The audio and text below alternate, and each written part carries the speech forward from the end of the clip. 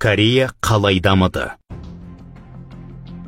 Екінші дүниежүзілік соғыстан кейін Корея елінің экономикасы адам көргісіз құлдырады.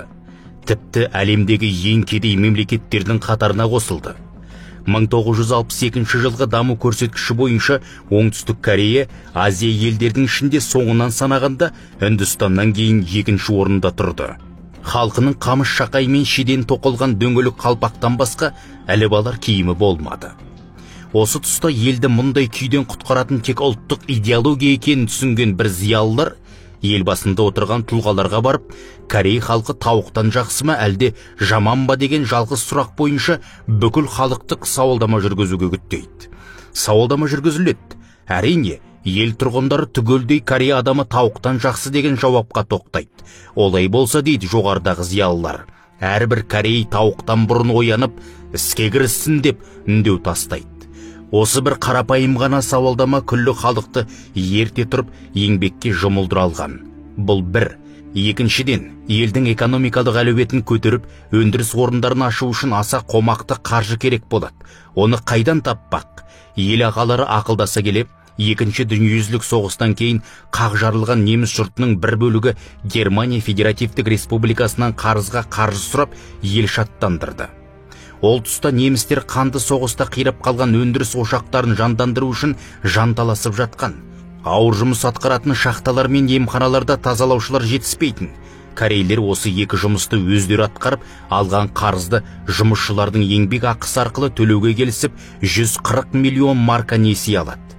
Сөйтіп үкімет күллі Корей жастарына сауға салады. Корей халқының болашағы үшін жас жанын пида етіп, шетелге ақысы аз жұмысқа кім барады? Қолма-қол 46 мың қыз жігіт білек сыбанып шығады.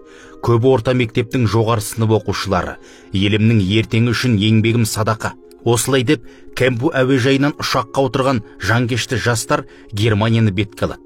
Жас қыздар адам аяғы жетпейтін қиырдағы ауылдық емханаларға жіберіледі. Олардың істейтін жұмысы өлген адамдардың мүрдесін тазалап жуу. Буыны қатып, белі бекімеген бойжеткен үшін таңнан кешке дейін мәйітпен бірге болу қандай қиын. Бірақ олар төзді. Бірде-бір кері қайтқан жоқ. Ал 1000 метрлік терең шахтаның астына түскендерше, тарғапаста тұншығып көмір қазды. Немістер 8 сағат жұмыс істесе, корейлердің күндік нормасы 10 сағат. Себебі белгілі. Алғашында даланың жабы жылқысындай тапал торы корейлерге күле қараған жергілікті жігіттер кешікпей олардың шыдам төзіміне бас шайқады. Сөйтіп 1963 жылы Федеративтік Германия басшысының шақыртуымен оңтүстік Корея президенті Пак Жон Хи елдің астанасы Бонға келді. Корея елінің басшысы Германия канцлерімен бірге елінің ертеңгі үшін құрбандық тоқтысына айналған жастармен жүздесуге барады. Корея басшысын жерлестермен жүздестіру үшін 500 орындық зал дайындалыпты. Залға кіріп келген Пак Жон Хи қарсы алдында қара қожалақ, күйелі шкуртка киген жұмысшы жастарды көреді. Барлығының бет әлпеті қара қойдың үйітілген басындай күрең қошқыл. Бауырластарының жүзін көрген президент еңіреп қоя берді. Тіпті өз елінің әнұраны шырқалған кезде де көз жасын тыя алмапты. Сондағы жылап тұрып айтқаны: «Уа, менің қырандарым! Сендер Корей халқының жарқын болашағы үшін 1000 метрдегі жан баласы шыдамайтын тарғапаста еңбек етіп жатырсыңдар. Уа, бойжеткен арулар! Сендер артта қалған аш-жалаңаш бауырларыңды тамаққа тойдырып, киімге кенелту үшін жат жерде өлген адамның мәйітін жуып жүрсіңдер. Сендердің осы бір жанкешті істеріңді Корей халқы мәңгі ұмытпайды». Президентінің еңіреген түрін көрген жанкешті жастар да жылап тұрып, «Біз ешқашан алған беттен қайтпаймыз» деген екен. Қызық болғанда, мұндай оқиғаны көзі көріп, тірідей күбә болған Германия канцлері Людвиг Эдхардтың өзі шыдай алмай, көзінен моншақ жас үзіпті.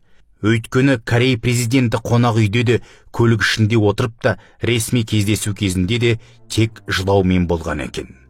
Ресми кездесудің 3-ші күні жоғары палата депутаттар алдында сөз сөйлеген Пак: «Сіздерден өтінерім, бізге сеніп несие беріңіздер.